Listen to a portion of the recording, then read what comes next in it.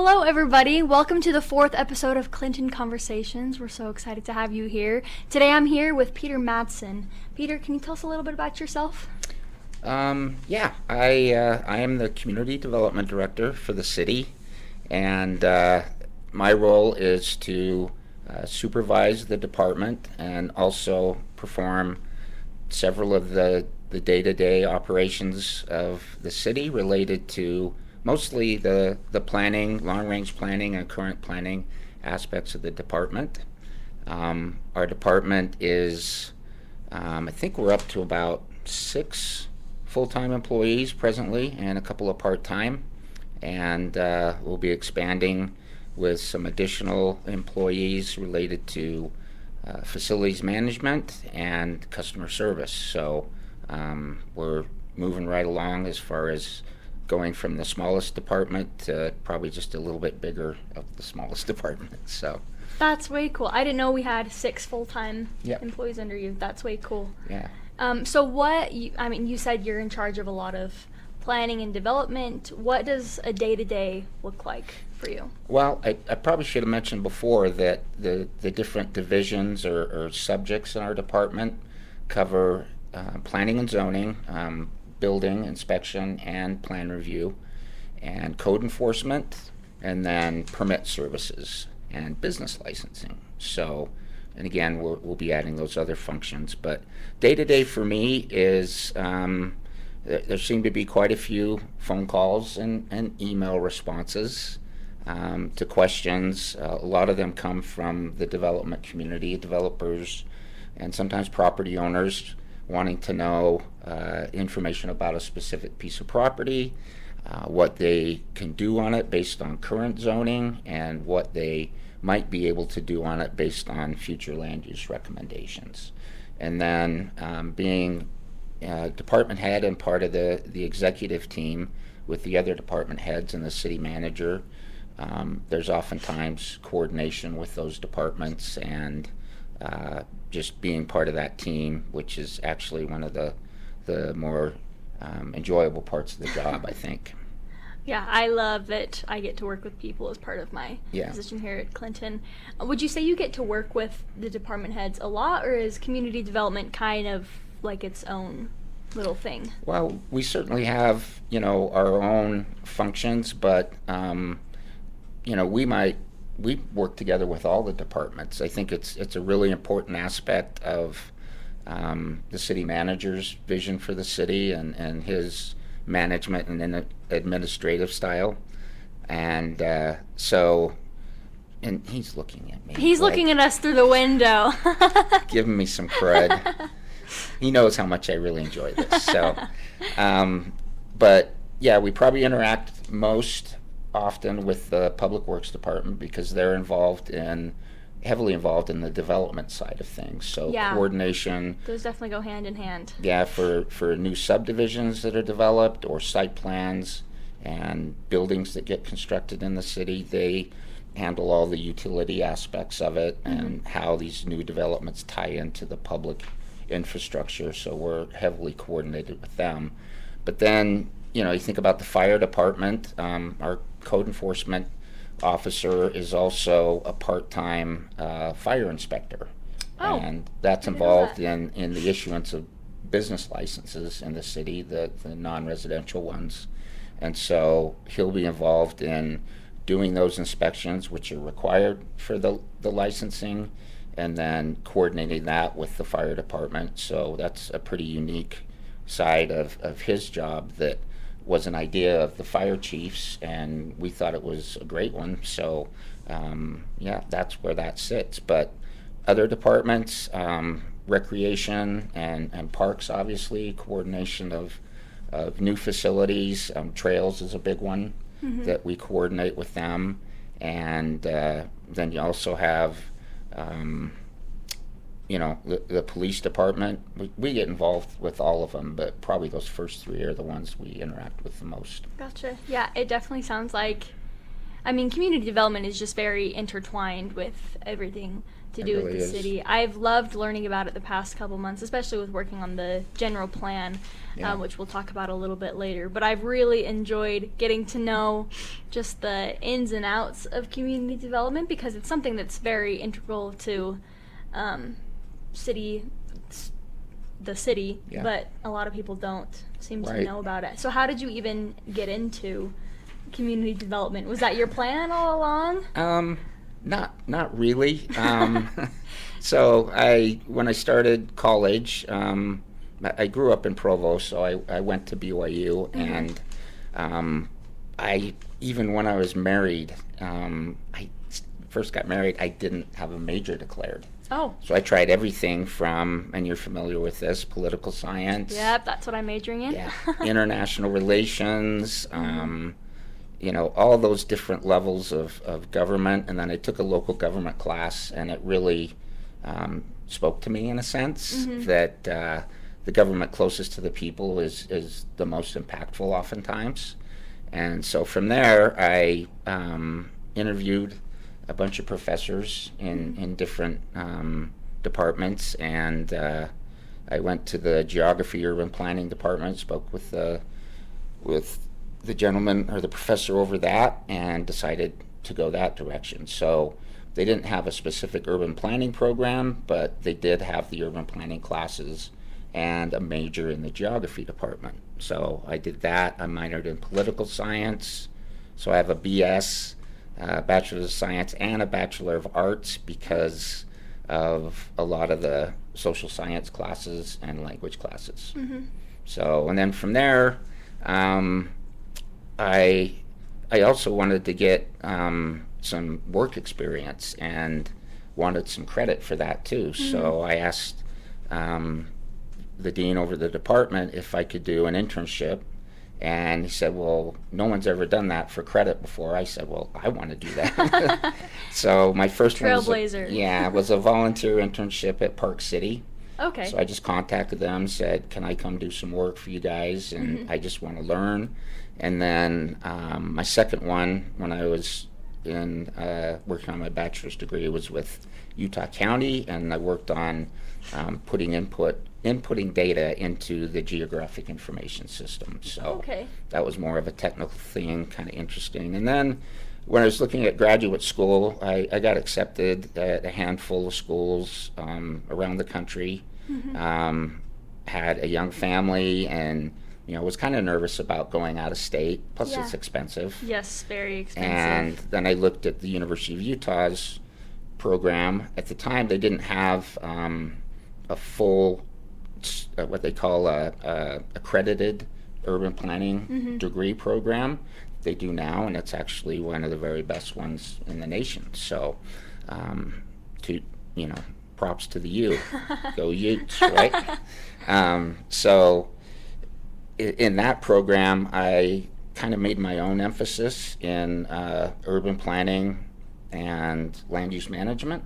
Okay. So I took my core classes, and then I took all the upper level urban planning classes. Gotcha. So it really worked out quite well. And so after that, and part of that, I did 3 internships. So Very good experience. I've loved my internship here, so it's yeah. been, I So can vouch for them. yeah, I learned different things at the county level of government at that point. And then I did an internship with Layton City, a planning one. And then when I finished school, my first job was with Salt Lake County as a community planner Okay. for a couple of years. And then a position came open in Layton, and so I interviewed for that and got that position. Sorry, I'm going to take a sip of water here. You're totally good. Definitely dries out my mouth doing this. Yeah. So there, I ended up working for Layton City as the city planner for 23 years. So got great broad experience, and then I decided after 25 years in my career, I kind of wanted to learn something different. So I went to the private sector for 6 years, worked for a home builder developer doing land use entitlements, and then decided I wanted to get back to local government, and interviewed for several positions around was a finalist, got a little disappointed, and then this position with Clinton came open. Interviewed. I really enjoyed interviewing with the council and the other members of the panel, and anyway, they hired me back in 2021, so I've been here about 4 years. That's awesome. So at what point did you know that you wanted to do community development? Because it seems like from your graduate degree that you knew that that's kind of the area that you wanted to go into. Yeah. So even though my graduate degree was a Master's of Public Administration, which a lot of people go into that degree program wanting to be like a city manager. Yeah. And to be honest, I really had no intent to do that.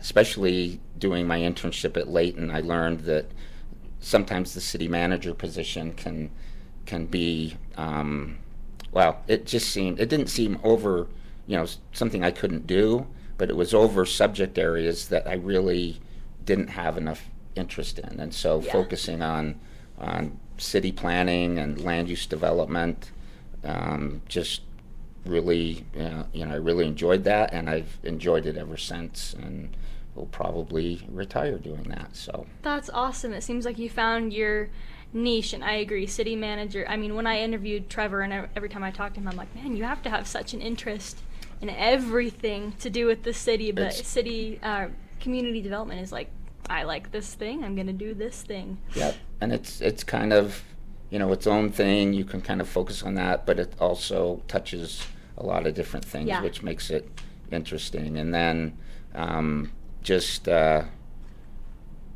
forgot I had lost my train of thought, which happens a lot these days. I call it a senior moment. So you're good. Anyway, you're definitely busy dealing with our main project coming up, which has been the general plan. And I know I've helped you a little bit with some intro videos for the city, but can you tell us a little bit about what the general plan is and why it's important? Yeah, it'll be challenging for me to keep it brief, as you've already noticed. No, I mean, when you gave me the task of like breaking down that general plan, as soon as I started researching it, I'm like, this is a lot. It's a lot of information. It is. So when I started here, I one of the first things I looked at was the existing general plan document, which was, compiled with a lot of information and detail with the Citizens Committee, and that was done in 2013. So, when you kind of hit that 10-year mark, so to speak, you realize that, you've gone through a couple, additions of elected officials. Yeah. And that, those types of things probably need to be looked at again. And like the city looks almost completely different from what it did. It does. It's definitely expanded a lot since then. Yeah, particularly our main commercial corridor on 2000 West, and then the new residential development, mostly on the west side of town. So, so this project, I had worked our metropolitan planning organization for the Wasatch Front is the Wasatch Front Regional Council, and they help coordinate regional planning and land use efforts, but actually mostly transportation, but land use ties into that. So they have a program called the Transportation Land Use Connection, and it's a grant program. And so I had received or worked on a couple of grants at Layton City through that program, was pretty familiar with it. And so we worked with them to come up with what this general scope might be, and we talked about, Clinton is approaching build out, but we still had three main areas, growth areas, that we thought it would be a good idea to do what's called small area plans for those, which is a little more detailed than our general plan map or our future land use map, and lets you, dive into a little more detail as far as the land use areas, and also look at things like economics and specific impacts associated with different land use scenarios. So the overall plan plus those three small area plans, I wasn't really I'd been out of it for a little while as far as how much consulting fees are and costs. And so my initial estimate was was very low, and the regional council staff came back and said, Clinton City hasn't drawn from this grant pool, period. So we'd really like you to do something a little more extensive, look at these 3 small areas. And so the city just had to do like a little under a 10% match. And so with $20,000, we received $260,000 in grant funds. Wow. So, like I said, that was a lot more than I thought it was going to be, but that's the day and age we live in, right? And exactly, yeah. So we went through, hired a consultant team, and they worked with the staff and city officials to, we came up with a scope of work, and they have been working on this with us since about March, I believe. And so there's a lot of preliminary stuff to review, particularly the existing planning documents and studies that are already in place.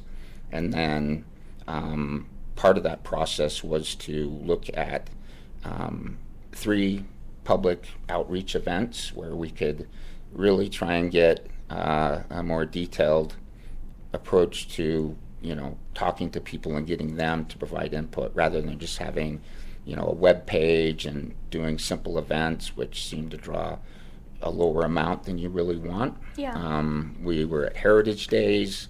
And that drew some great crowds. It did. It was very effective. And then the Working Wheels event that the city put on, not quite as many people, but still we were busy that whole time. Yeah. And then just about a week and a half ago, we did a 3rd event, and we were trying to figure out how to get more people interested in it. So we did a food truck roundup. Oh. And had 4 food trucks there, and then inside we had display boards and maps on tables, and the estimates vary depending on who you talk to, but I think we had about 300 or 400 people there. That's great. The food trucks were very happy with how things went, and the room was, during the core middle part of that event, 2 hours, was packed, and the maps on the table were just littered with comments. Good. And so it'll be interesting to go through all those. The consultant, that's part of their job, is to sift through all those comments and try and, look at patterns that start to emerge. And, we had draft future land use maps as well, which really piqued people's interest because now you're getting down to a little more detail. And they're like, well, what's that proposed on that piece? Or I live here, and how does it impact it? And most people I talked to, you obviously had people concerned about certain issues, but a good portion of them were just wanting questions answered and clarification. And they seemed to understand, quite a few of the concepts that were displayed there. So it was I was so nervous about it. You can't imagine how I didn't sleep for quite a while leading up to it. But it's definitely a big event. But it looks like you had a great turnout, which is great because we want the community to be involved in this process because it's their city. We just work for them. Right. So the other elements of that will be there will be a general plan document that will consist of chapters or elements that cover the various subjects. Land use and housing probably being the biggest ones. We'll add a water conservation element, which is now required by state law. Okay. And then we'll also have an implementation chapter that will lay out how we accomplish some of the goals and policies and map recommendations in the plan over a period of time. And so draft-wise, we're looking at maybe the first part of next year. Okay. And then we'll let the legislature do their stuff and see if that impacts anything we've been looking at and try and wrap things up in the early spring of 26. That sounds like we've got a great thing going, and thank you so much for coming on the podcast and telling us a little about who you are and what the Community Development Director does. Is there any last parting words of wisdom that you want to leave us with? Or? I don't know so much words of wisdom, but one thing I've really enjoyed about working here, and I love the size of Clinton City. It's, it's small enough to feel like people are really invested in the community, and granted, there's been quite a bit of change, and there will be some change moving forward, I believe, but people are really invested in participating in the community. I mean, it's interesting because we don't have a junior high or a high school, which tends to bring people together Yeah. from a community identity standpoint.